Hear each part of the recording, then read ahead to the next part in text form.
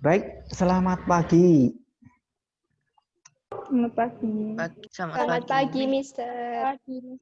Ya pagi, Pada- Mister. Oke. Ya, pada sehat semua kan? Oke, Sehat, Mister. syukurlah gitu ya.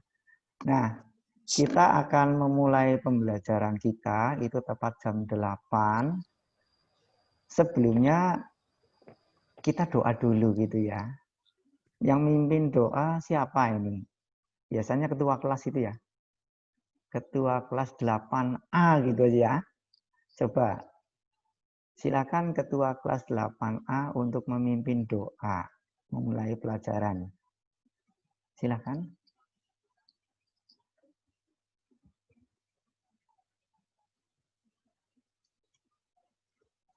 Ya, monggo ketua kelas 8A untuk memulai pembelajaran dengan berdoa.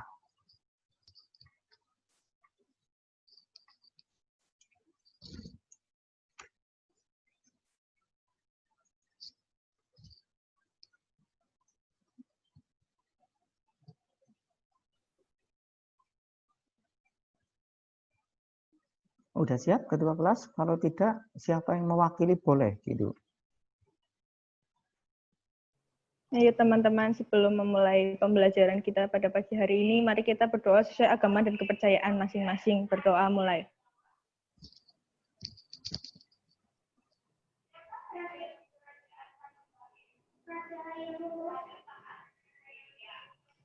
Berdoa selesai. Terima kasih atas doa-doanya. Semoga kita pembelajarannya lancar gitu ya. Baik, kemarin kita telah belajar tentang perundang-undangan gitu ya. Nah, nanti kemarin kan kita sudah diskusi gitu ya. Nah, nanti tinggal kalian mempresentasikan atau menyampaikan hasil diskusi kelompok kalian. Sebelumnya saya ingatkan ya kelompoknya sambil saya absen gitu ya. Jadi Meta, ada Meta, ada Alvaro, Ada. Bianca, Clarissa, ada Clarissa, Farina, udah masuk, Farina, lalu Rafael,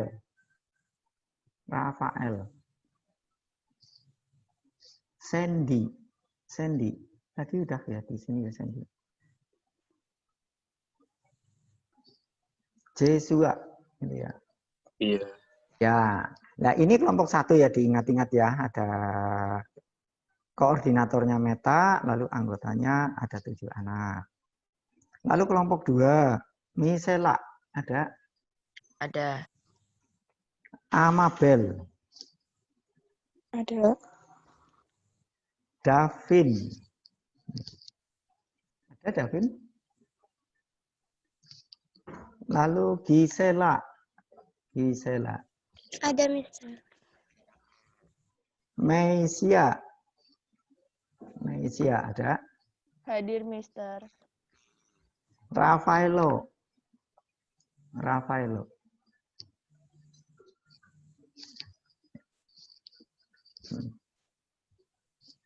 lalu Marco. Hadir, Mister. Oke.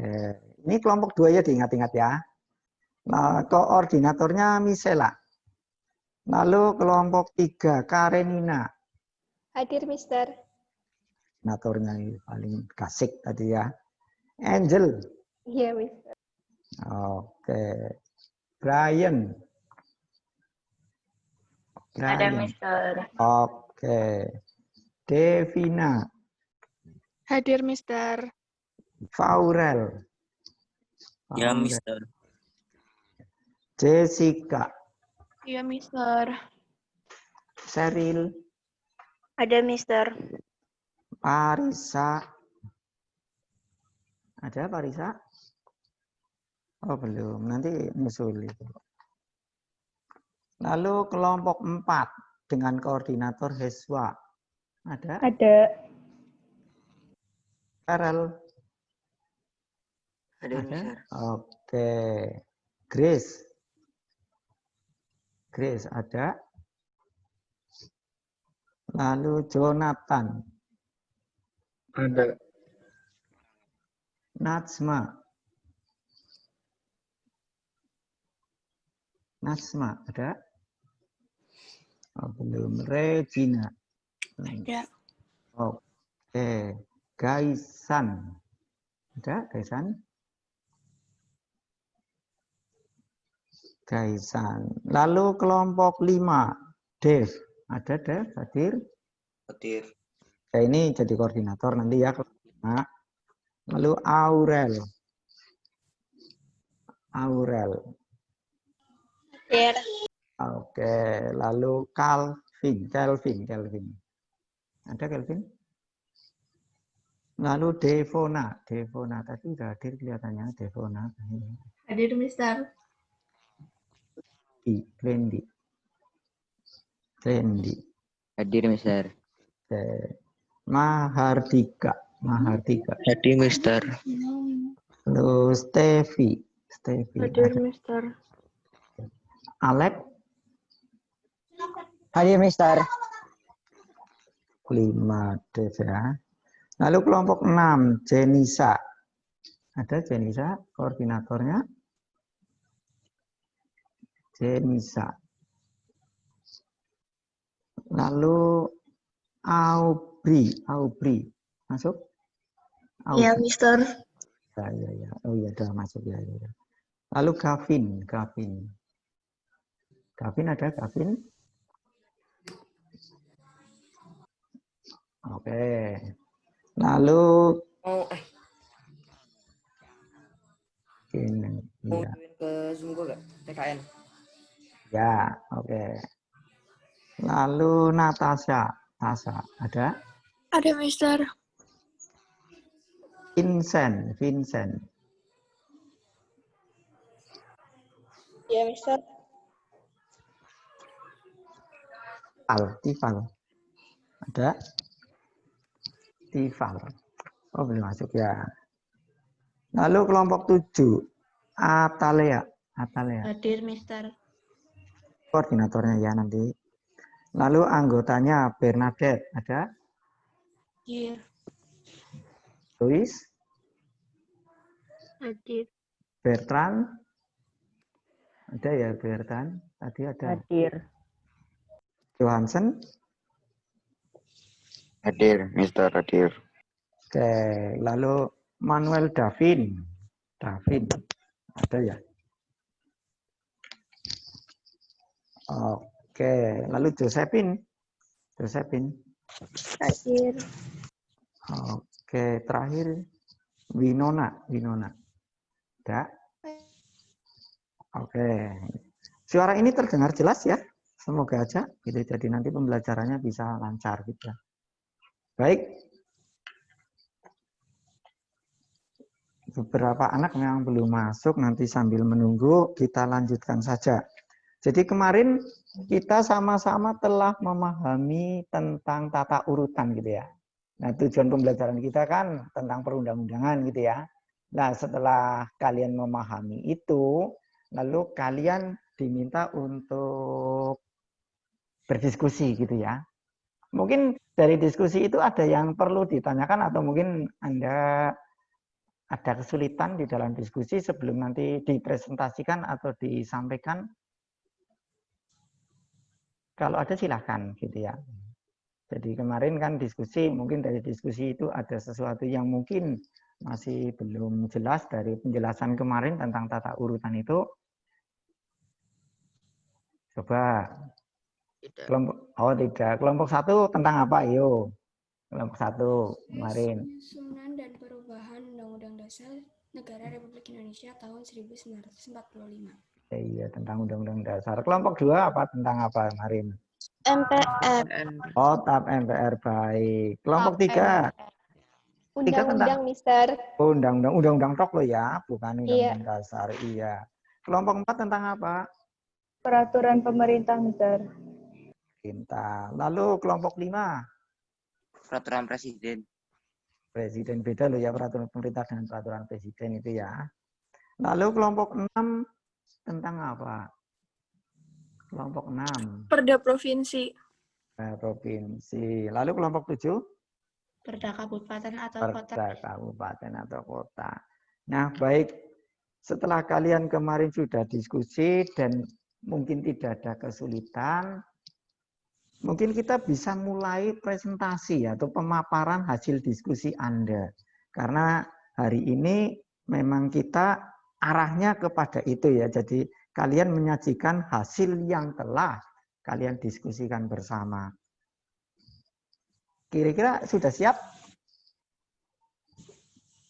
Mister, Iya. Mister, kemarin kelompok 1 sama 2 sudah, nanti lagi-lagi.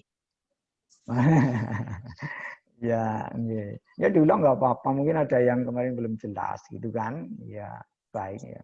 KD-nya kemarin kan tentang itu materi tentang perundang-undangan gitu kan. Iya. Nah, jadi kalau perundang-undangannya harus lengkap memang gitu ya. Ada undang-undang dasar, ada TAP MPR, seperti tadi ada 7. Itu gitu ya, jadinya apa? Lengkap gitu ya. Kalau materi perundang-undangan atau tata urutan harus lengkap gitu. Jadinya mungkin nanti disampaikan yang pokok aja kalau kemarin kita ada yang sudah melakukan diskusi atau memaparkan yang pokok aja, misalnya undang-undang dasar atau proses pembentukannya gimana, lalu sampai amandemen gimana gitu ya, tidak semuanya. Nanti yang belum baru yang lengkap atau yang detail gitu. Gitu setuju? Iya. Setuju. Nah ya gitu aja. Nanti jadinya mungkin kemarin ada yang belum hadir kan jadi jelas gitu, nanti diulang lagi. Oke, untuk memulai coba untuk kelompok pertama silahkan memaparkan atau menyampaikan hasil diskusinya. Siapa di antara Anda yang mau memaparkan? Monggo, ya. Ya, kelompok 1. Silakan. Waktu saya berikan, gitu ya. Silakan.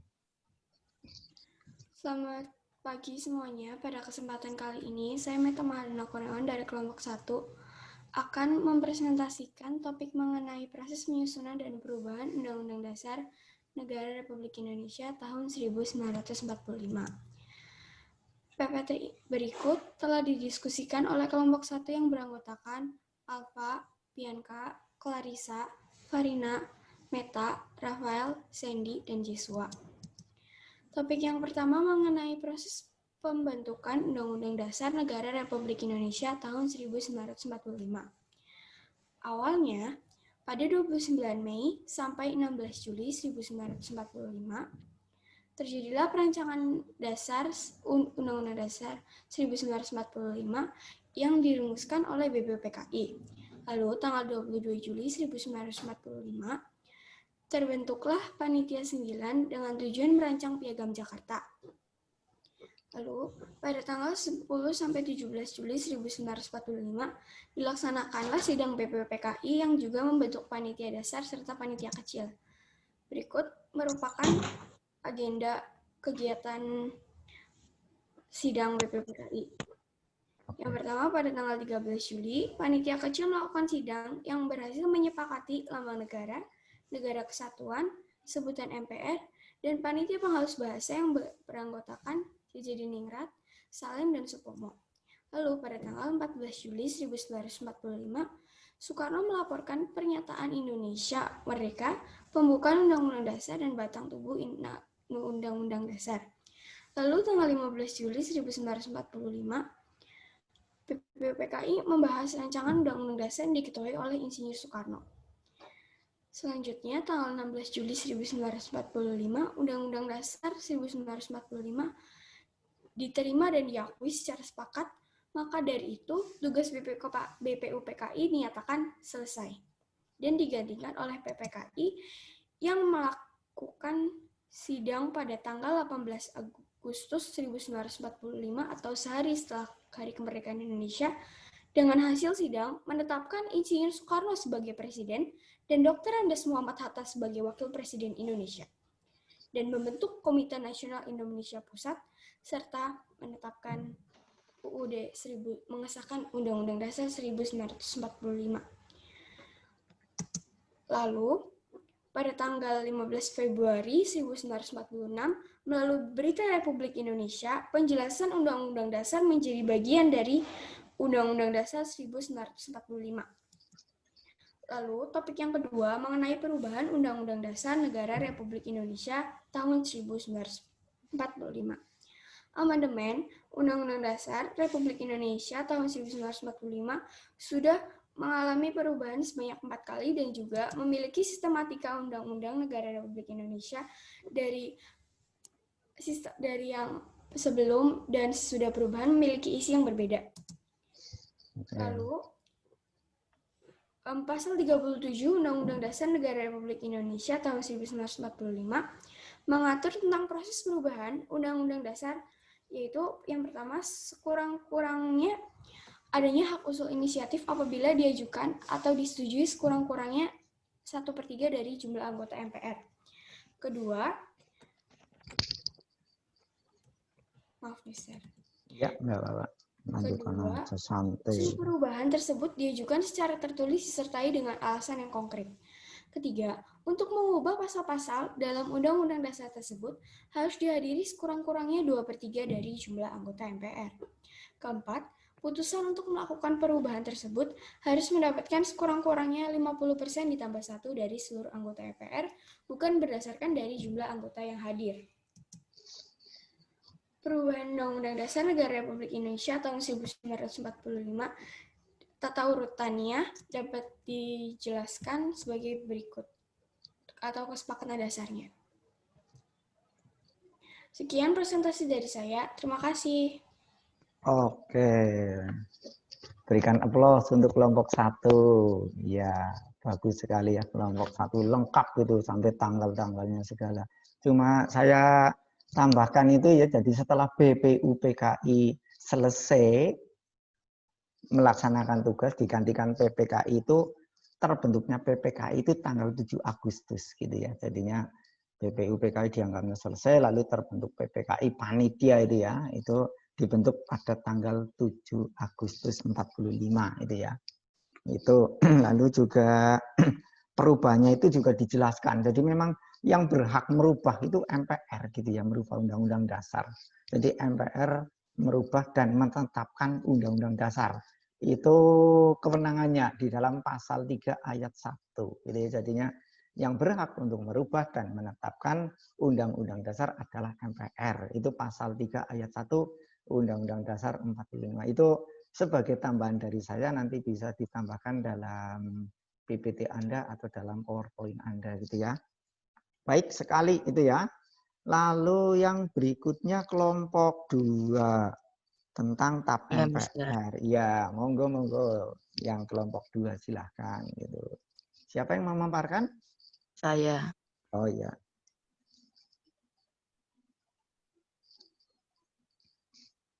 Selamat pagi semuanya. Saya Michela dari kelompok 2 akan mempresentasikan tentang TAP MPR.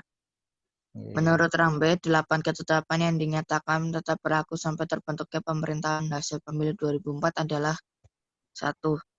Tentang GBHN tahun 1999 sampai 2004. 2. Tentang rekomendasi kebijakan dalam penyelenggaraan otonomi daerah. 3. Tentang laporan tahunan lembaga-lembaga tinggi negara pada sidang tahun MPR RI tahun 2000. 4. Tentang penetapan Wakil Presiden RI Megawati Soekarno Putri sebagai Presiden RI. 5. Tentang pengangkatan Wakil Presiden RI. 6. Tentang laporan pelaksanaan putusan MPR RI oleh lembaga tinggi negara yang pada sidang tahunan MPR RI tahun 2001. 7. Tentang rekomendasi kebijakan untuk mempercepat pemulihan ekonomi nasional. 8. Tentang rekomendasi atas laporan pelaksanaan putusan MPR RI oleh Presiden DPR, DPR, BPK, MA pada sidang tahunan MPR RI tahun 2002. Adapun 11 TAP yang dimasukkan dalam pasal 4 atau dinyatakan tetap berlaku sampai terbentuknya undang-undang adalah 1. Tentang pengangkatan pahlawan Ampera tetap berlaku dengan menghargai pahlawan Ampera yang telah ditetapkan dan sampai terbentuknya undang-undang tentang pemberian gelar, tanda jasa, dan lain-lain tanda kehormatan. 2. tentang penyelenggaraan otonomi daerah, pengaturan, pembagian, dan pemanfaatan sumber daya nasional yang berkeadilan, serta perimbangan keuangan pusat dan daerah dalam kerangka negara kesatuan RI, sampai dengan terbentuknya UU tentang pemerintahan daerah, sebagaimana diminatkan oleh pasal 18, 18A, dan 18B UUD 45. 3. Tentang penyelenggaraan negara yang bersih dan bebas KKN sampai terlaksananya seluruh ketentuan dalam tab tersebut. 4. Tentang sumber hukum dan tata urutan peraturan perundang-undangan. 5. Tentang pemantapan persatuan dan kesatuan nasional. 6. Tentang pemisahan Tentara Nasional Indonesia dan Kepolisian Negara RI sampai terbentuknya UU yang terkait. 7. Tentang peran Tentara Nasional Indonesia dan peran Kepolisian Negara RI sampai terbentuknya UU yang terkait dengan penyempurnaan pasal 5, 4, dan pasal 10.2 dari tab tersebut yang disesuaikan UUD 1945. 8. Tentang etika kehidupan berbangsa. 9. Tentang visi Indonesia masa depan. 10. Tentang rekomendasi arah kebijakan pemberantasan dan pencegahan KKN sampai terlaksananya seluruh ketentuan dalam ketetapan tersebut. 11. Tentang pembaruan agraria dan pengelolaan sumber daya alam sampai terlaksananya seluruh ketentuan dalam tab tersebut. Adapun 5 ketetapan yang dinyatakan tetap berlaku sampai dengan ditetapkannya peraturan tata tertib yang baru oleh MPR RI hasil pemilu 2004 adalah: 1. Tentang peraturan tata tertib MPR RI. 2. Tentang perubahan pertama atas ketetapan MPR nomor 2/1999 tentang peraturan tata tertib MPR RI. 3. Tentang perubahan kedua atas ketetapan MPR RI nomor 2/1999 tentang peraturan tata tertib MPR RI. 4. Tentang perubahan ketiga atas ketetapan MPR RI nomor 2/1999 tentang peraturan tata tertib MPR RI. 5. Tentang perubahan keempat atau atas ketetapan MPR RI nomor 22/1999 tentang peraturan tata tertib MPR RI. Terima kasih. Oke, ada yang menanggapi dari pemaparan penyampaian kelompok 2? Silakan. Saya, Mister. Oh iya, silakan. Nanti saya Kelompok 2 menyampaikannya terlalu cepat. Mungkin Mister Udip bisa menyampaikan sedikit tentang proses penyusunan TAP MPR. Oh gitu ya. Ya, baik. Ini ya, jadi TAP MPR itu merupakan produk MPR gitu ya. Namanya TAP gitu ya. Jadi proses penyusunannya ya bagaimana anggota MPR itu berkesepakatan untuk membuat ketetapan. Itu kan melalui proses, ada dari Badan Pekerja MPR, lalu ada Badan Musyawarah dan sebagainya sampai diparipurnakan. Dan produknya MPR itu ada 2 gitu ya. Jadi ketetapan dan keputusan. Kalau ketetapan itu mengikat seluruh warga negara tanpa kecuali gitu ya. Sedangkan kalau keputusan hanya mengikat anggota MPR. Jadi kalau misalnya anggota MPR peraturan tata tertib itu ditetapkan dalam keputusan. Tetapi kalau mengikat seluruh warga negara di dalam ketetapan. Jadi prosesnya hampir sama dengan sidang-sidang di DPR. Itu ada dibentuk badan pekerja, lalu mungkin menyerap dari aspirasi masyarakat apa yang diperlukan dan sebagainya, atau apa yang dikehendaki, itu seperti itu gitu. Jadi tetapi arahnya kalau MPR itu pada undang-undang dasar gitu ya. Sedangkan kalau DPR kan arahnya untuk pembentukan undang-undang gitu ya. Tetapi kalau MPR misalnya membuat ketetapan, misalnya dulu zaman Orde Baru tentang TAP, misalnya tentang GBHN gitu ya. Karena MPR punya kewenangan sebagai lembaga tertinggi. Nah sekarang dengan MPR sebagai lembaga tinggi membuat ketetapan bisanya untuk mengikat, tetapi sekarang tidak banyak produk-produk MPR. Ya, tetapi yang tadi itu ya, jadi misalnya yang masih tetap berlaku sampai tahun ini, menunggu undang-undang, menunggu pemilu, MPR hasil pemilu dan sebagainya, itu produk-produk MPR yang sekarang gitu ya. Jelas kira-kiranya atau ada pertanyaan lain? Jelas. Jelas, Mister. Terima kasih. Tanggapan dari kelompok 2, mungkin dari kelompok lain. Silakan, mungkin kelompok 2 bisa menanggapi juga, atau kelompok 2 bisa memberikan tambahan atas keterangan saya, silakan.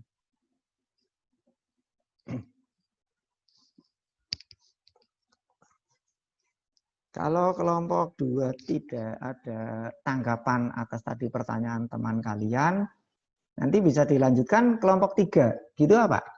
Atau ada yang masih ditanyakan? Kalau tidak, nanti masuk ke pemaparan dari kelompok 3 tentang undang-undang. Gitu ya. Silakan dari kelompok 3 siapa yang mau memberikan pemaparan atau memberi Saya, menyampaikan? Mister. Oke. Saya. Sebentar. Siap.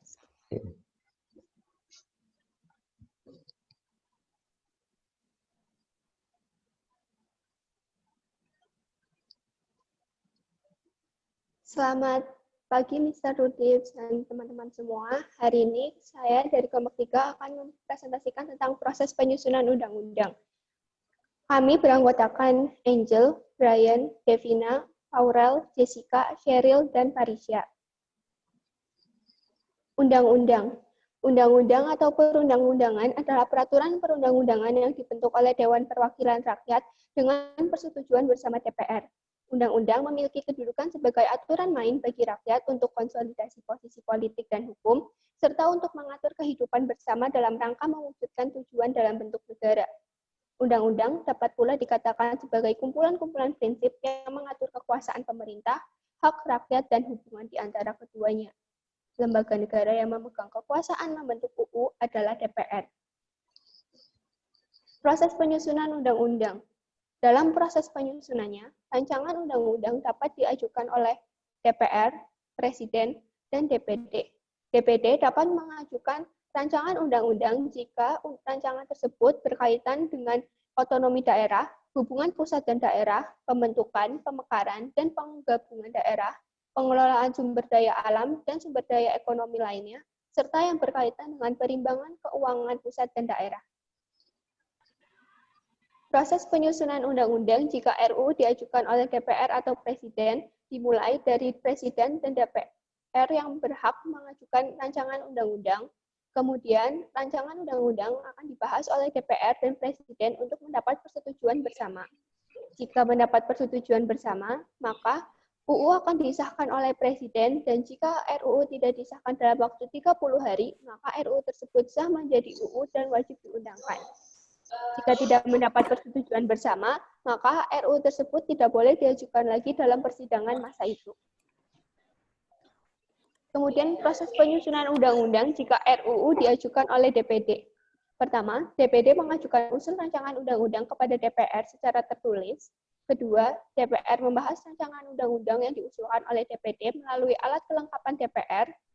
Kemudian, DPR mengajukan rancangan undang-undang secara tertulis kepada Presiden. Presiden menugasi menteri terkait untuk membahas rancangan undang-undang bersama DPR.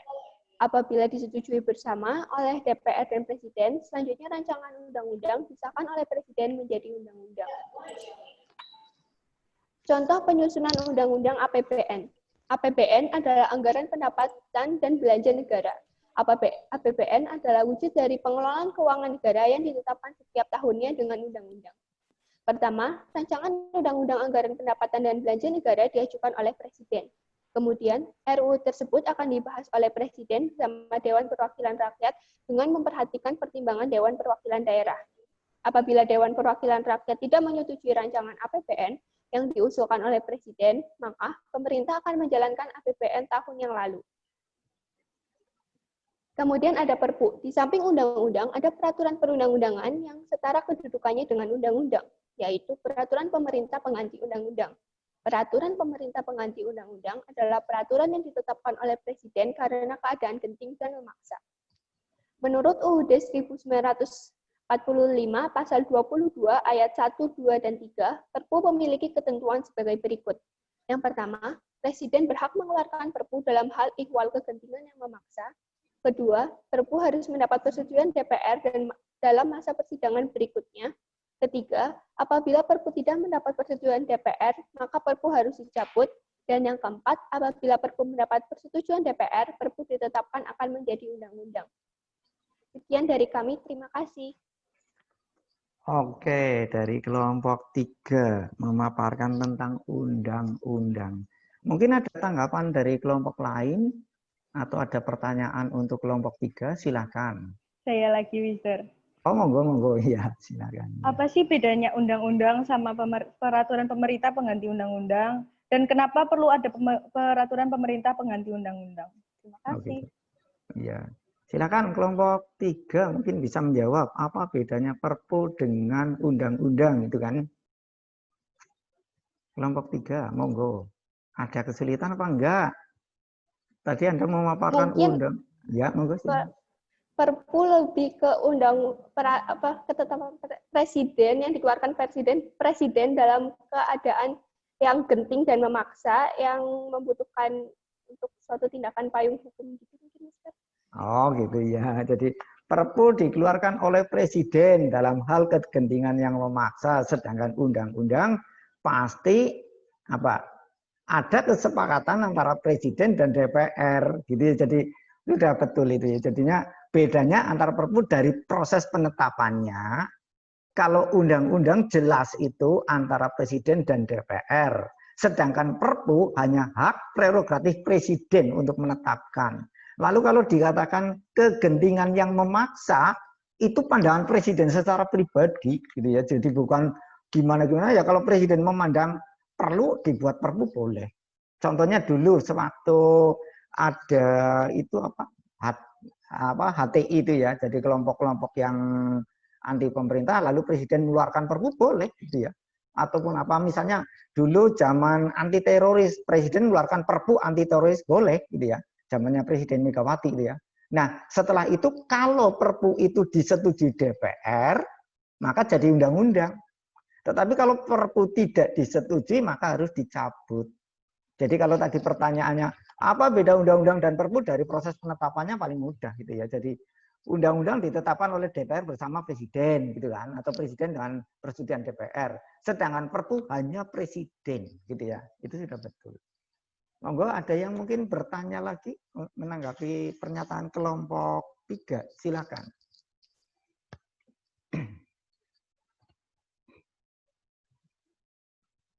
Dari kelompok lain silakan. Oh ya, silakan. Saya izin ke toilet, perutnya mules. Aduh, ya silakan, monggo. Ya. Ada lagi yang mau bertanya untuk kelompok 3 undang-undang?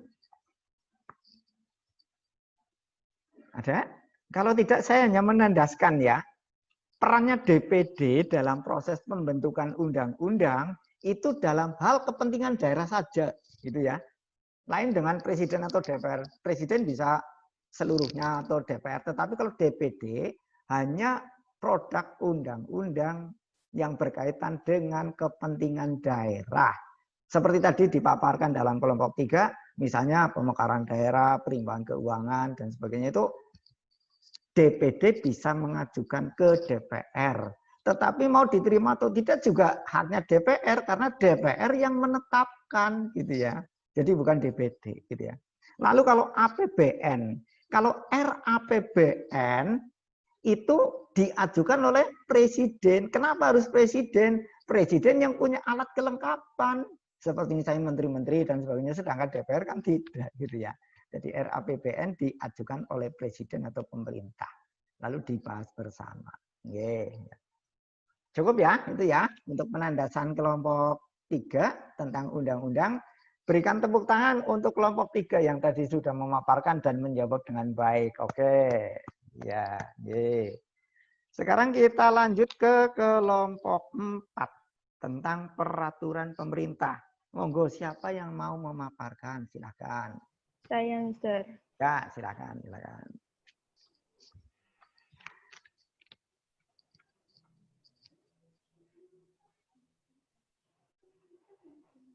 Selamat pagi, Mr. Udip dan teman-teman semua. Saya Heso akan mewakili kelompok 4 dalam mempresentasikan peraturan pemerintah. PPT ini disusun oleh Maheswari, Najma, Grace, Farrell, Gaizan, Freya, dan Jonathan. Pengertian peraturan pemerintah. Peraturan pemerintah adalah peraturan perundang-undangan di Indonesia yang ditetapkan oleh Presiden untuk menjalankan undang-undang sebagaimana mestinya. Materi muatan peraturan pemerintah adalah materi untuk menjalankan undang-undang. Di dalam Undang-Undang Republik Indonesia Nomor 12 Tahun 2011 tentang pembentukan peraturan perundang-undangan Dinyatakan bahwa peraturan pemerintah sebagai aturan organik daripada undang-undang. Menurut hierarkinya tidak boleh tumpang tindih atau bertolak belakang. Peraturan pemerintah ditandatangani oleh Presiden. Tujuan pembuatan peraturan pemerintah. Yang pertama, memberikan kepastian hukum bagi warga negara, dan yang kedua, menciptakan ketertiban dan ketentraman. Tahapan penyusunan peraturan pemerintah. Tahapannya yaitu, yang pertama, perencanaan peraturan perundang-undangan. Yang kedua, penyusunan peraturan perundang-undangan. Yang ketiga, pembahasan dan pengesahan rancangan undang-undang. Yang keempat, pengundangan. Dan yang kelima, penyebarluasan. Contoh peraturan pemerintah. Beberapa contoh peraturan pemerintah yaitu Peraturan Pemerintah Republik Indonesia Nomor 27 Tahun 2014 tentang pengelolaan barang milik negara atau daerah. Yang kedua, Peraturan Pemerintah Republik Indonesia Nomor 38 Tahun 2016 tentang tata cara tuntutan ganti rugi kerugian negara terhadap pegawai negeri bukan bendahara atau pejabat lain. Yang ketiga, Peraturan Pemerintah Republik Indonesia Nomor 48 Tahun 2016 tentang tata cara pengenaan sanksi administratif kepada pejabat pemerintahan. Perbedaan peraturan pemerintah, peraturan presiden, dan peraturan pemerintah pengganti undang-undang. Perpu atau peraturan pemerintah pengganti undang-undang adalah peraturan perundang-undangan yang ditetapkan oleh presiden dalam hal ikhwal kegentingan yang memaksa. Peraturan pemerintah adalah peraturan perundang-undangan di Indonesia yang ditetapkan Presiden untuk menjalankan undang-undang sebagaimana mestinya. Perpres atau peraturan Presiden adalah peraturan perundang-undangan yang dibuat oleh Presiden. Fungsi peraturan pemerintah yaitu menyediakan pengaturan secara umum dalam rangka penyelenggaraan kekuasaan pemerintahan yang Mister.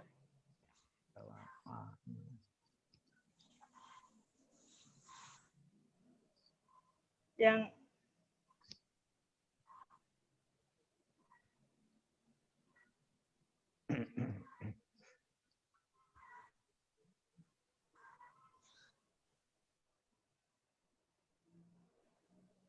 kedua, menyelenggarakan pengaturan lebih lanjut ketentuan dalam peraturan pemerintah yang tegas-tegas menyebutnya.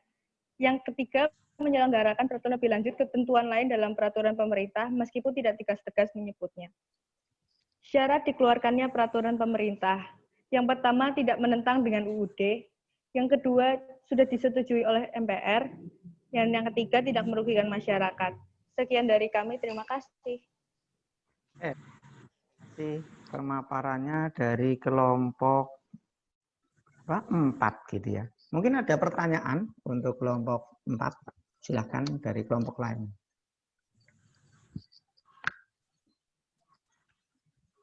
Ada pertanyaan untuk kelompok 4 tentang peraturan pemerintah ya.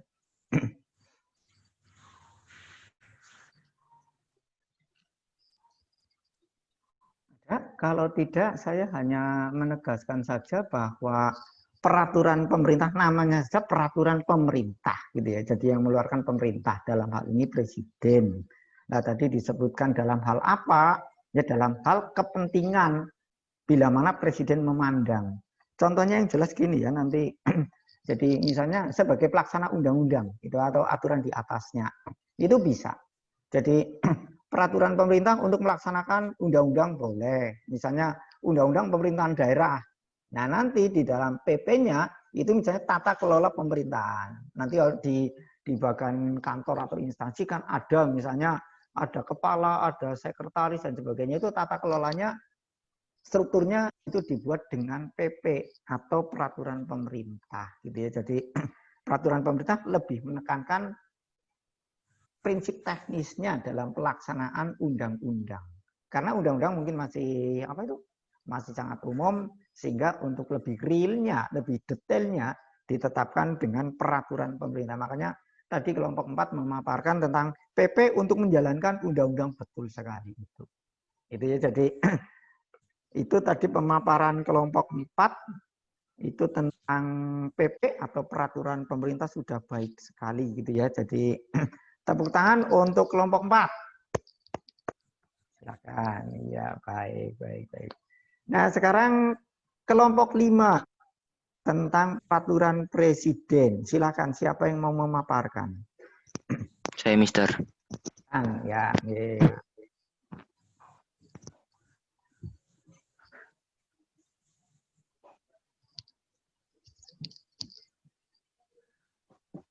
Sebentar.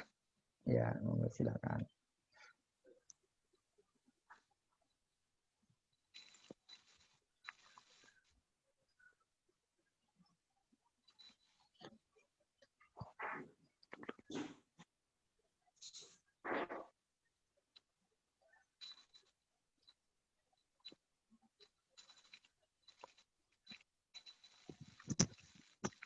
Udah kelihatan belum, Mister? Ya, udah, ya, udah. Ini peraturan presiden, ya. Ini monggo silakan.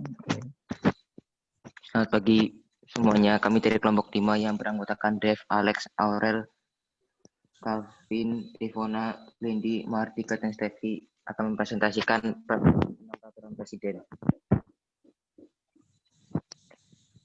Bagi kelompok ahli, penyebutan peraturan presiden atau perpres mengganti keputusan presiden yang bersifat peraturan atau regeling adalah lebih tepat. Alasannya karena istilah keputusan merupakan penetapan bersifat individual, nyata, dan sekali selesai atau final. Istilah keputusan menurut Kamus Hukum Belanda Indonesia berasal dari bersiluit istilah umum untuk pernyataan kehendak instalasi pemerintah dan pembuat perundang-undangan.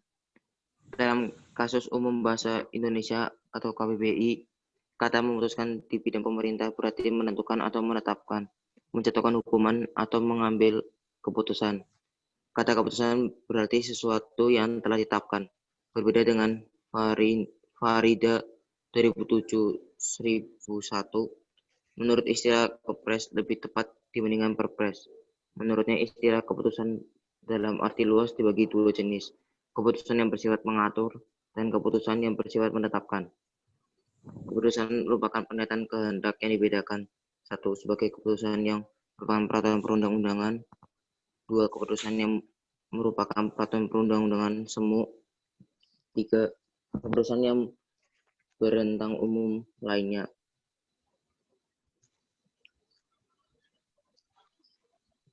Peraturan presiden atau perpres adalah peraturan yang dibuat oleh presiden dalam menyelenggarakan pemerintahan negara sebagai atribut dari pasal 4 ayat 1 UUD Negara Republik Indonesia tahun 1945.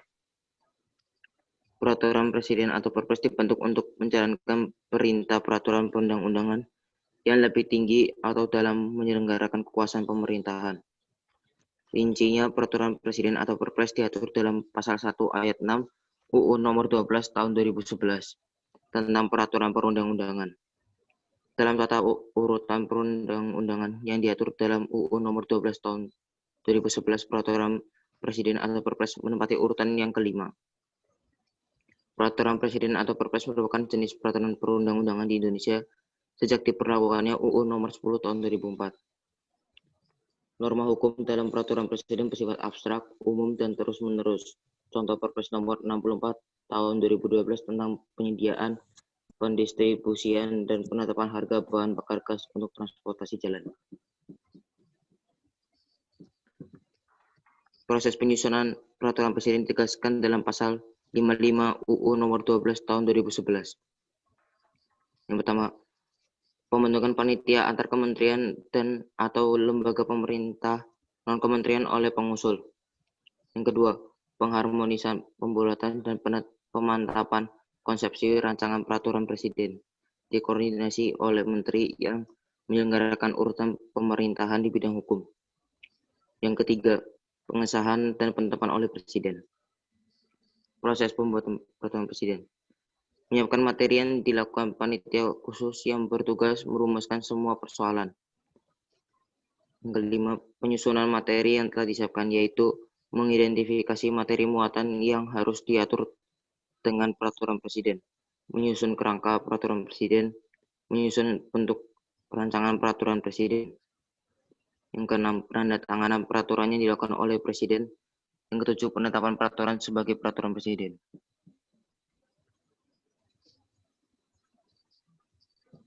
Contoh peraturan Presiden. Yang pertama, Peraturan Presiden Republik Indonesia Nomor 9 Tahun 2005 tentang kedudukan, tugas, fungsi, susunan organisasi, dan tata kerja Kementerian Negara Republik Indonesia.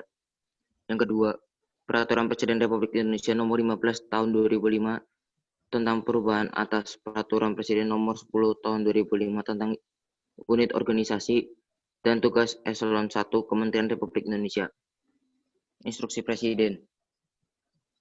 Instruksi Presiden merupakan perintah atasan kepada bawahan yang bersifat individual, konkret, dan sekali selesai atau final, sehingga tidak dapat digolongkan dalam wet giving atau Bildungsregel. Instruksi. Instruksi Presiden hanya dapat mengikat menteri kepada lembaga pemerintahan non departemen atau pejabat-pejabat pemerintah yang berkedudukan di bawah Presiden dalam melaksanakan penyelenggaraan pemerintahan. Instruksi Presiden tidak dapat mengikat umum, semua orang atau setiap orang, seperti yang berlaku bagi keputusan Presiden atau peraturan Presiden. Ini adalah tabel instruksi peraturan Presiden. Peraturan Presiden sifatnya regeling atau mengatur dan mengikat umum.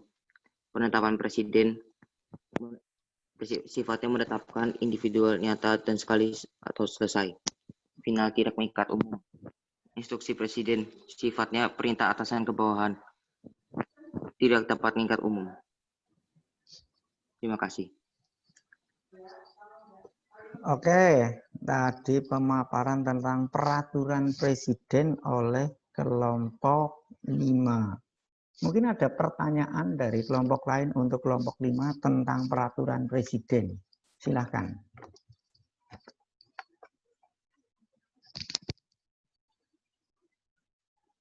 Ada pertanyaan untuk kelompok 5?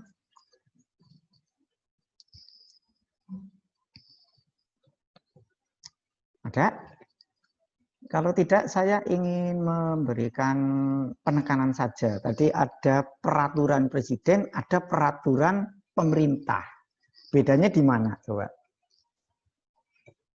Ada yang bisa jawab kira-kiranya?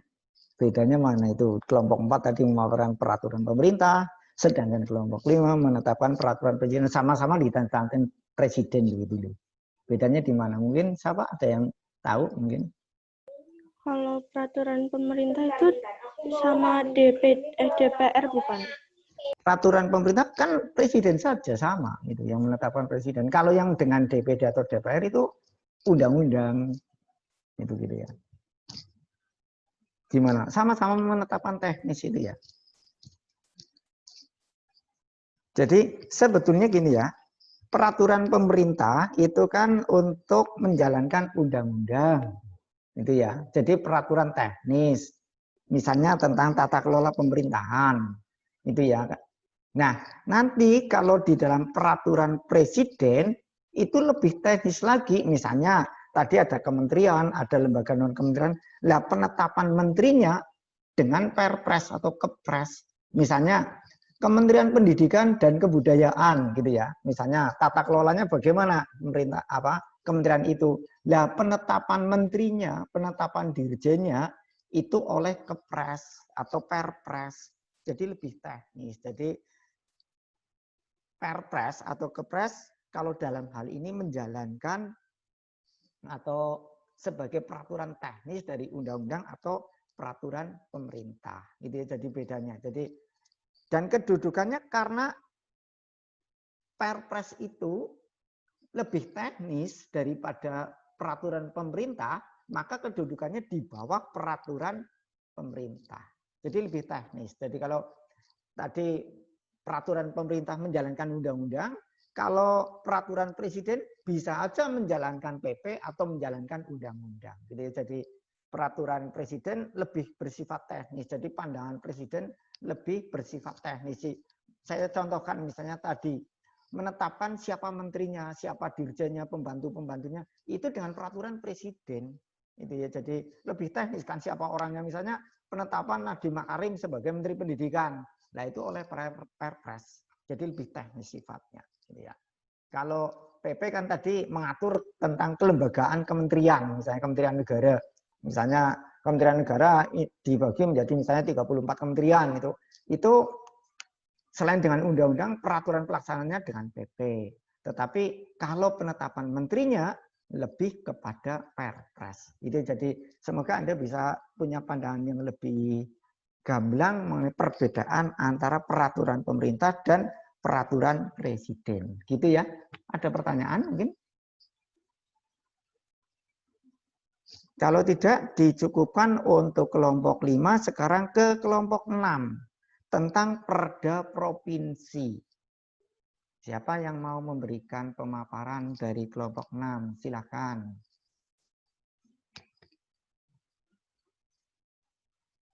Ada kelompok 6? Saya. Silakan.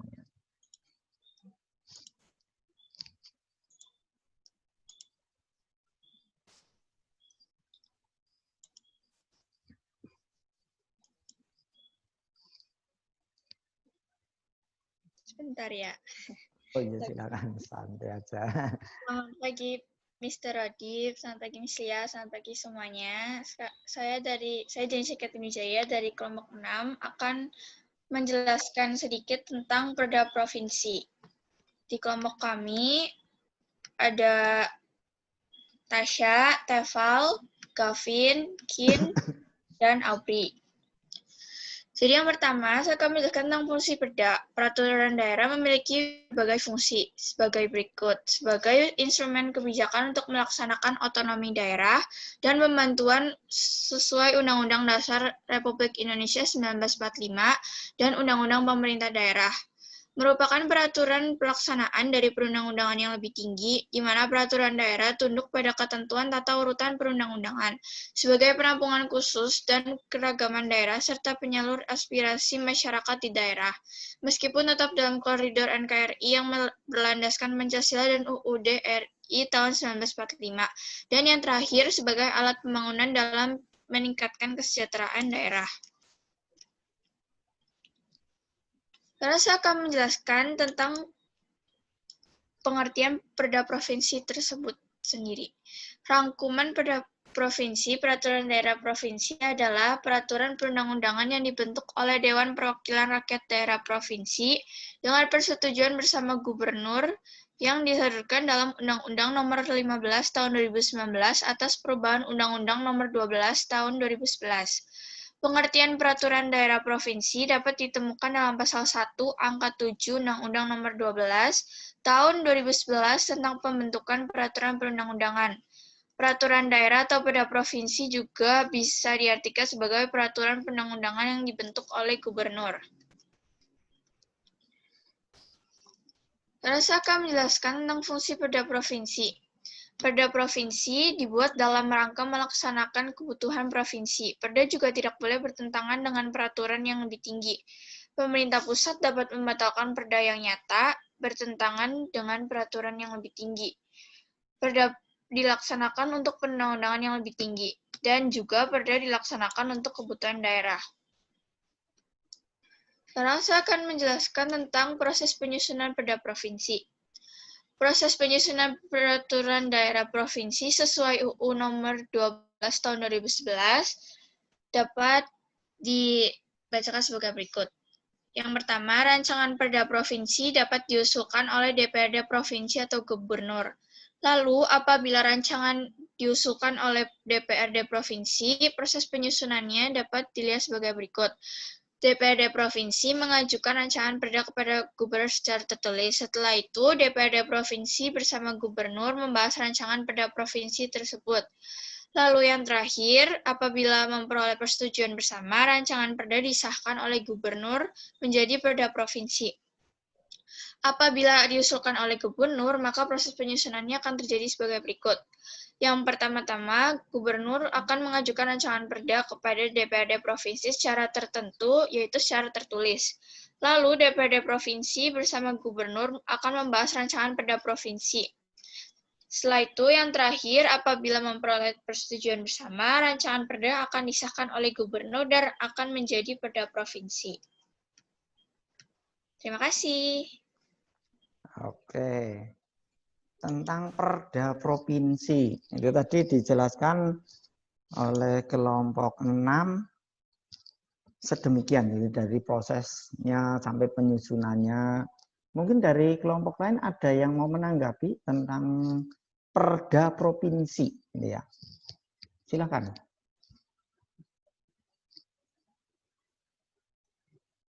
Mister, Ya, silakan. mau tanya, itu kan perda provinsi itu wakil gubernur itu ikut berperan nggak?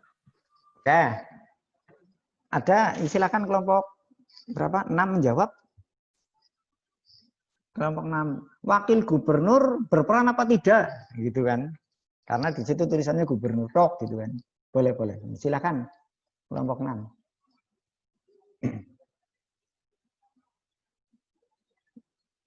Halo kelompok 6. Silakan dijawab itu pertanyaan. Apakah boleh wakil gubernur mengusulkan gitu kan? Ini bilang. Ya, okay.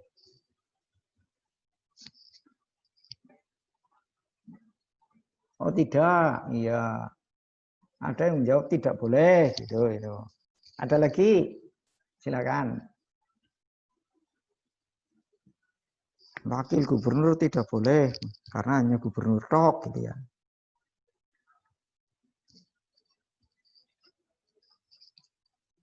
Silakan, ada yang menjawab atau ada tambahan? Kalau tidak, nah kalau misalnya gubernurnya lagi ada kepentingan, gimana? Digantinya sama siapa? Oh. Emang nggak bisa diganti? Kalau gubernurnya berkepentingan, maka apa tidak bisa digantikan wakilnya kan gitu. Coba kelompok tadi yang bertanya tidak atau yang menjawab tidak, silakan.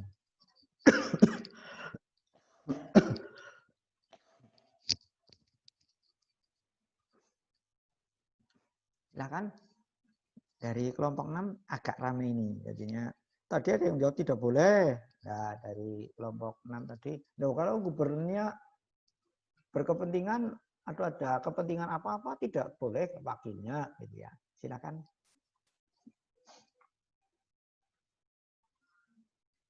Kelompok 6 ada? Atau siapa yang mau memberikan apa itu? Jawaban boleh gitu ya. Kira-kiranya gimana itu? Apa macet ini? Jadi sebetulnya antara gubernur dan wakil gubernur sama kedudukannya gitu ya. Jadi kalau di dalam pemilu kada itu kan dipilih bersamaan. Jadinya gubernur maupun wakil gubernur biasanya satu ide, satu kata gitu ya. Jadi bukan secara individu. Apakah gubernurnya boleh? Apakah ya semuanya boleh. Gubernur maupun wakilnya ya boleh sama-sama. Dan biasanya satu ide atau satu kata. Karena dipilih secara bersamaan gitu ya. Jadinya kalau tadi ada apakah wakil gubernur ya boleh gitu ya. Karena pasti satu ide, tetapi biasanya harus ada koordinasi. Misalnya tadi gubernurnya sedang berhalangan atau sedang pergi ke luar negeri atau kemana. Nah, padahal harus menetapkan perda, apakah wakil gubernur ya boleh, tapi ada koordinasi dengan gubernurnya. Itu jadi keduanya itu pasti ada koordinasi, pasti gitu ya. Tidak bisa gubernurnya lunga mengko wakil lagi aku bingung ya orang wani, enggak bisa sama. Pasti ada koordinasi itu. Jadi antara gubernur dan wakilnya itu satu kata. Jadinya wakil gubernur boleh, harus satu kata dan pasti ada koordinasi. Kalau hendak mengusulkan rancangan perda. Itu ya karena ditetapkan bersama kan kedudukannya sama antara gubernur dan wakil. Hanya dalam momen-momen tertentu bisa dilaksanakan gubernur atau wakil. Itu kan ada pembagian tugas biasanya antara gubernur dan wakilnya. Jadi biasanya untuk tugas apa gubernur, untuk tugas apa wakil gubernur. Itu biasanya atau misalnya ada staf ahlinya silakan. Itu bisa. Jadi di sini yang dikatakan gubernur sebetulnya dalam wadah sebagai kelembagaan gitu ya. Jadi bukan gubernur secara individu tetapi gubernur sebagai wadah kelembagaan. provinsi gitu ya. Jadinya bisa gubernur, bisa wakilnya, atau orang yang ditugaskan gubernur ya bisa untuk mengusulkan gitu ya. Jadi tetapi atas nama gubernur gitu ya. Itu mengenai perda. Jadi tadi diusulkan bisa oleh DPRD, bisa oleh gubernur, tetapi biasanya usulnya nanti dibahas apakah disetujui atau tidak, setelah itu disahkan oleh gubernur. Itu prosesnya gitu. Jadinya nah, kalau saya misalnya ingin menambahkan atau bertanya, lah hal-hal apa yang bisa dibahas oleh perda atau dipecahkan oleh perda, coba. Ayo. Apa saja yang bisa dibahas atau diusulkan oleh perda atau dibuat perda. Biasanya apa? Tadi kan daerah atas itu setelah perda itu ada PP, ada Perpres, itu kan pemerintah pusat gitu ya. Sedangkan mulai gubernur, bupati, dan wali kota itu daerah. Jadinya tadi juga disinggung sedikit gitu ya tentang otonomi daerah gitu. Jadinya kalau otonomi daerah berarti daerah bisa melaksanakan kekuasaan sendiri gitu ya. Diberi kekuasaan oleh pusat melalui asas desentralisasi. Penyerahan kekuasaan dari pusat kepada daerah gitu ya untuk melaksanakan pemerintahan. Makanya tadi bisa membuat perda. Ya, jadi gubernur maupun DPRD bisa mengusulkan karena tadi jadi dasarnya dari tadi itu ya, jadi bahwa daerah punya kekuasaan yang diberikan oleh pusat sehingga bisa mengatur pemerintahnya sendiri. Itu dasarnya. Jadi dengan adanya asas desentralisasi maka daerah bisa mengatur atau membuat aturan sendiri. Lalu yang diatur apa? Yang di luar kepentingan pusat. Bahasanya yang mudah gitu. Segala yang tidak diatur atau tidak menjadi urusan kewenangan pusat bisa. Contohnya apa? Yang menjadi kewenangan pusat.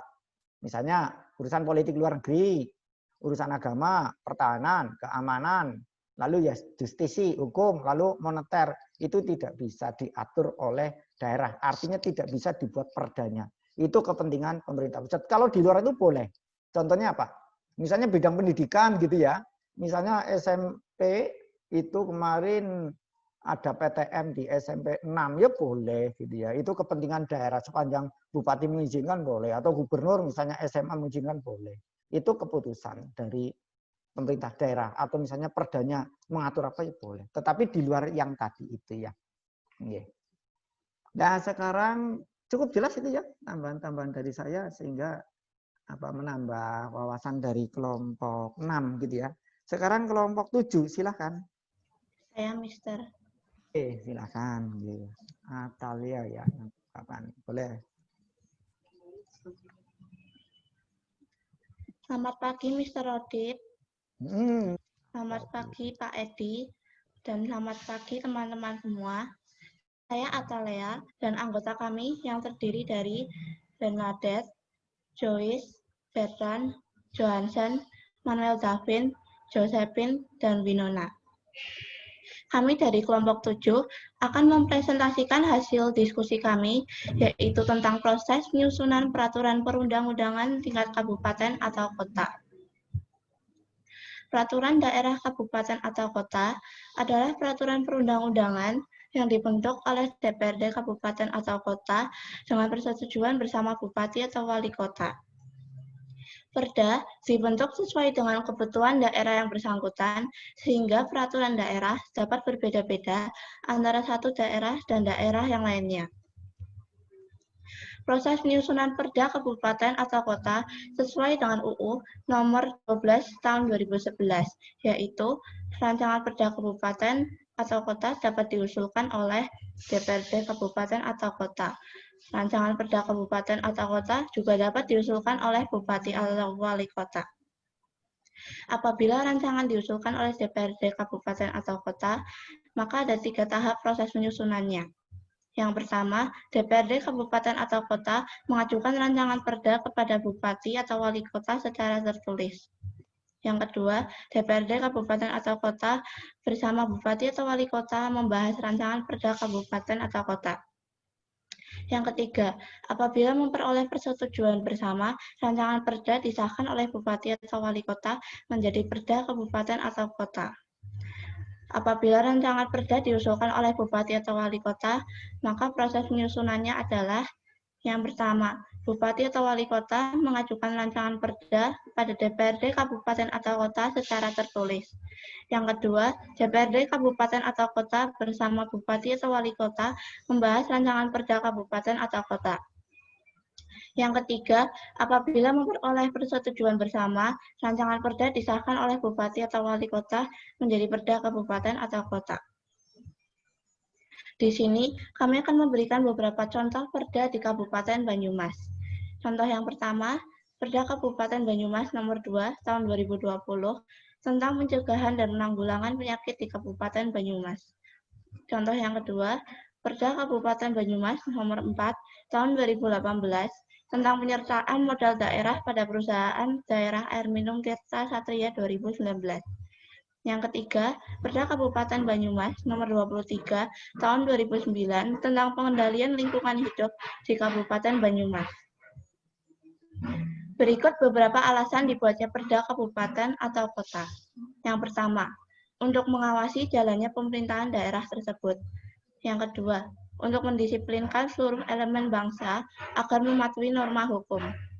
Yang ketiga, agar tercipta suasana aman dan tentram.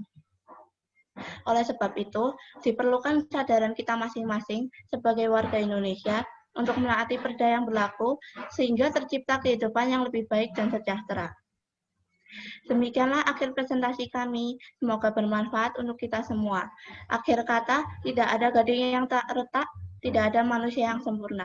Apabila ada kata-kata yang salah, kami mohon maaf. Terima kasih atas perhatiannya. Sip, ya terima kasih kembali. Nah, tadi itu sudah dipaparkan tentang perda kabupaten atau kota.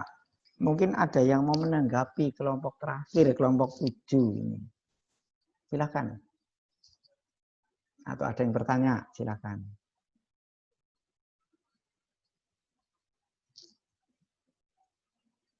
Perda kabupaten tadi sudah dipaparkan.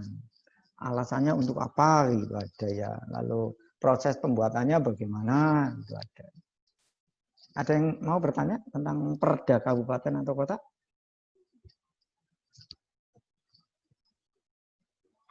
Jadi gini ya, jadi saya ingin memberikan sedikit masukan karena sama-sama perda provinsi, perda kabupaten.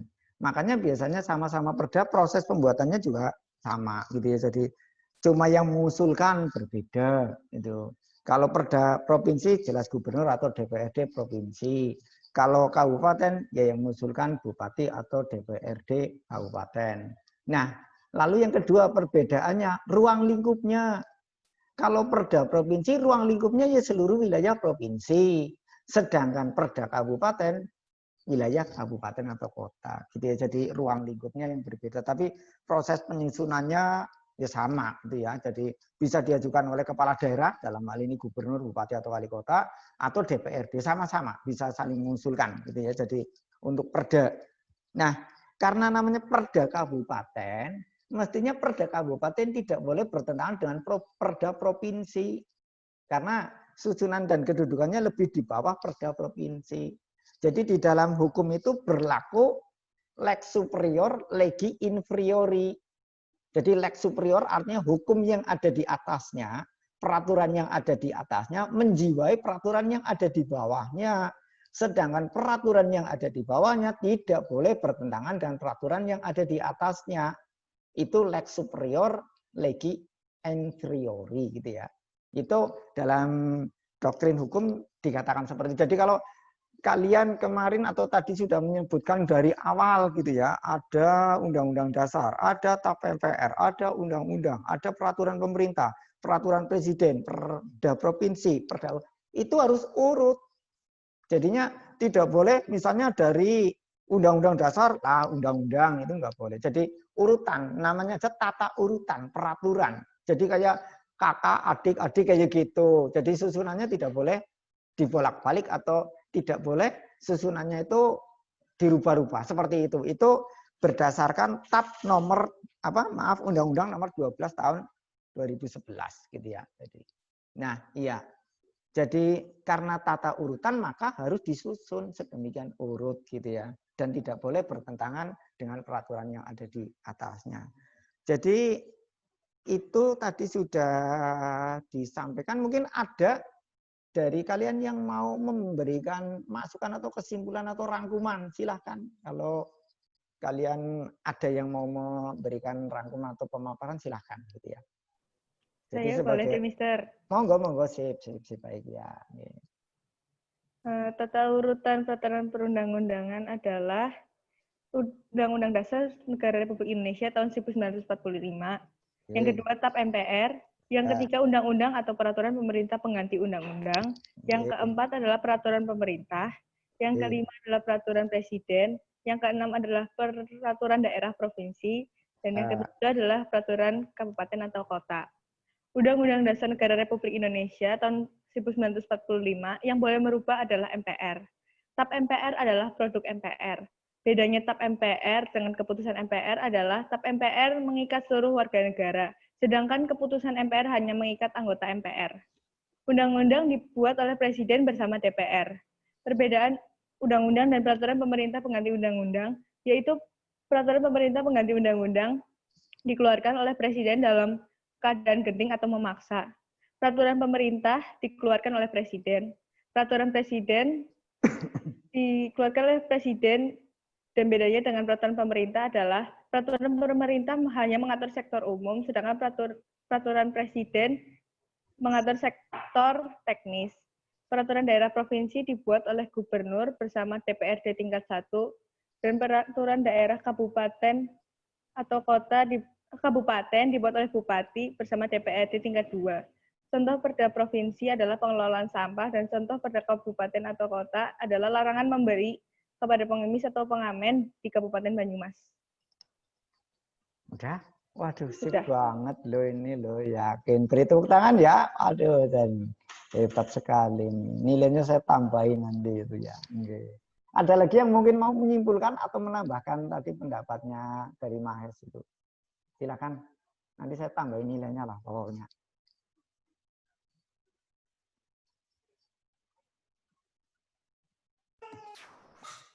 Jangan lupa tadi ya, kalau yang menyimpulkan atau menambahkan sebutkan nama, jadi nanti saya tambahkan ke nilainya, gitu ya. Tadi Mahes ya, tadi ya. Oke, saya catat dulu. Silakan, ada yang mau menambahkan lagi atau menyimpulkan kembali? Wah, bagus itu lah, saya paling nggak kepikiran gitu ya. Hebat. Silakan. Halo? Apa sudah cukup itu gitu ya. Jadi memang sudah cukup lengkap sih tadi yang dikatakan Mahes itu. Jadinya Undang-Undang Nomor 12 Tahun 2011 itu mengatur tentang perundang-undangan atau tata urutan peraturan perundangan RI gitu ya. Nah, isinya seperti tadi, Undang-Undang Dasar sampai kepada Perda kabupaten atau kota. Itu sudah betul. Lalu disebutkan juga apa perbedaannya dan sebagainya, itu sudah betul. Itu jadi memang ya peraturan perundang-undangan di negara kita seperti itu. Jadi kalau memang diperlukan, pastinya seperti yang tadi itu tidak boleh bertentangan. Jadi misalnya DPR mau membuat undang-undang, itu tidak boleh bertentangan dengan Undang-Undang Dasar atau TAP MPR. Makanya kemarin waktu Anda mungkin mendengar atau melihat di dalam berita Undang-Undang Cipta Kerja itu kan itu produknya DPR dan Presiden gitu ya. Nah, kenapa ada demo itu kalau konvensional, kalau yang hukum jalurnya ya di MK, itu digugat ke MK. Dianggapnya misalnya undang-undang tidak sesuai dengan undang-undang dasar. Itu bisa. Jadinya semua ada check and balance, ada kontrolnya, sistem kontrolnya. Jadi seperti misalnya peraturan di bawahnya, misalnya peraturan bupati kok tidak sesuai dengan peraturan gubernur, ya bisa dihapus atau dihilangkan atau dicabut. Itu seperti itu. Ada lagi mungkin? Jadinya pembelajaran kita sudah sampai pada akhir nih. Jadinya saya berharap tadi dari pemaparan itu bisa kalian simpulkan seperti tadi. Lalu jangan lupa nanti hasil dari diskusi kelompok kalian dikirimkan melalui GCR itu ya ke kelas kita gitu ya, nanti agar nanti bisa sebagai dokumentasi gitu ya. Juga di dalam kelompok, di dalam classroom-nya itu kan kalian sudah punya kelompok-kelompok di dalam classroom, itu Google Classroom. Silakan nanti dikirimkan ke sana. Kalau misalnya ada revisi atau tambahan bisa ditambahkan sekaligus sebagai pelengkap atau perbaikan gitu ya. Ada lagi yang mungkin ingin kalian tambahkan sebelum pembelajaran ini kita akhiri bersama? Dikit aja ya, Mister. Oh iya, silakan. Jadi semua peraturan perundang-undangan itu mempunyai hubungan hierarki, membuat undang-undang yang lebih rendah tidak boleh membuat peraturan yang bertentangan dengan yang lebih tinggi. Betul. Oh ya, sip lah gitu ya. Jadi memang tadi hierarkis gitu ya, betul itu. Jadi hierarkis jadi susunannya dari atas ke bawah gitu ya. Tidak boleh bertentangan. Oke. Sip, jadi ditambahkan itu ya. Jadi selain susunannya tadi dari Undang-Undang Dasar sampai Perda hierarkis, tidak boleh bertentangan. Artinya peraturan yang ada di atas menjiwai yang di bawah dan yang di bawah tidak boleh bertentangan dengan yang ada di atasnya. Baik, ada pertanyaan lain? Jangan lupa ya nanti hasil diskusi kalian atau hasil pemaparan kalian bisa dikirimkan ke GCR di kelas itu ya untuk nanti sebagai bahan dokumentasi gitu ya. Wah, bagus banget. Saya tidak menyangka bahwa diskusi ini sedemikian ramai, sedemikian hangat gitu ya. Itu juga karena pemahaman kalian. Saya hanya sebagai moderator lah dalam hal diskusi ini gitu ya. Jadi terima kasih kalian sudah begitu aktif. Kalian sudah begitu semangat di dalam diskusi gitu ya. Dan lagi sedemikian antusias saya merasa berterima kasih. Dan saya juga itu menambah pengetahuan bagi saya gitu ya.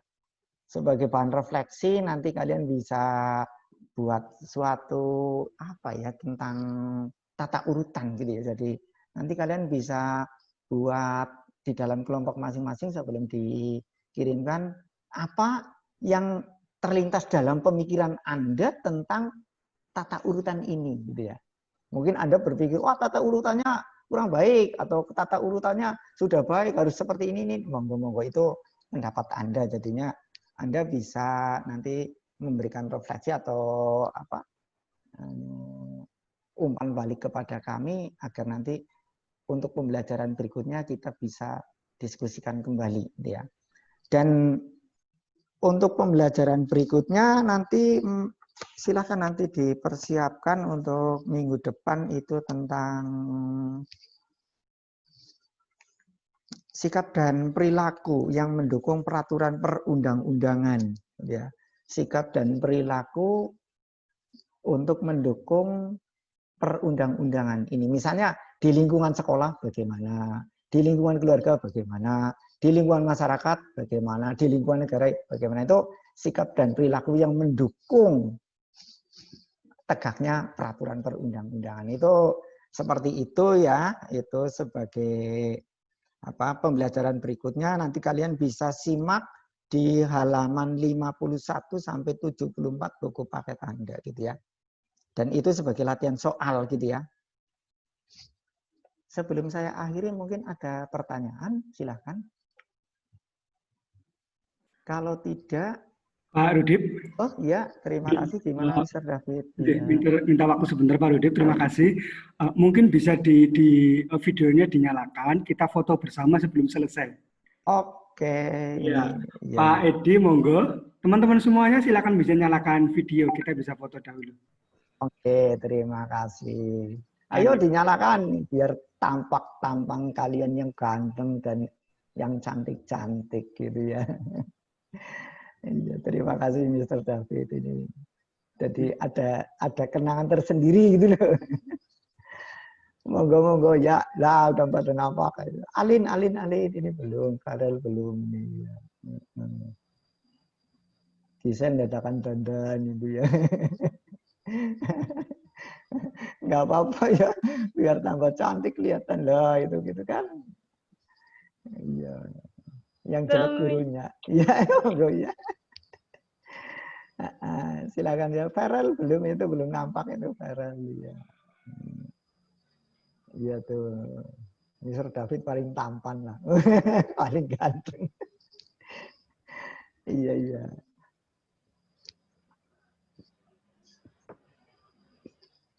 Udah, lah ini kalau ada yang pergi siapa itu?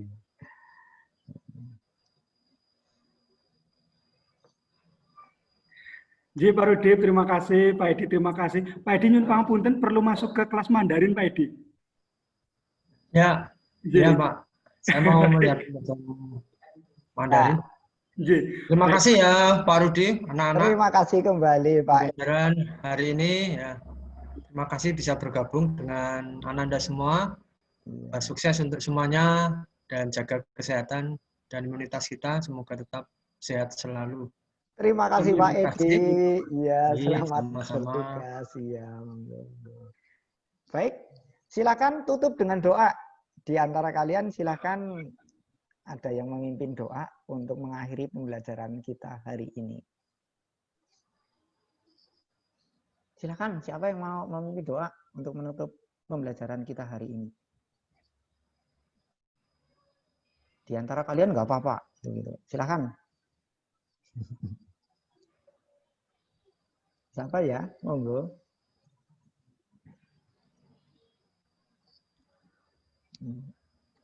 Siapa yang mau menutup pembelajaran? Nanti orang tutup detine. Iya. Ya, untuk menutup pembelajaran pada pagi hari ini, mari kita berdoa sesuai agama dan kepercayaan masing-masing. Berdoa mulai.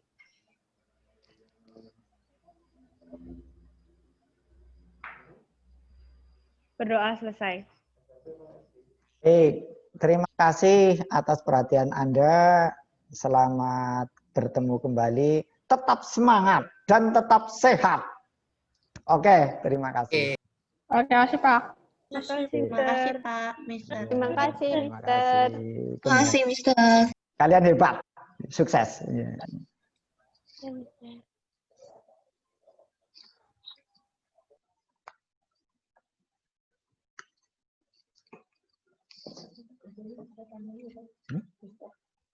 And yeah.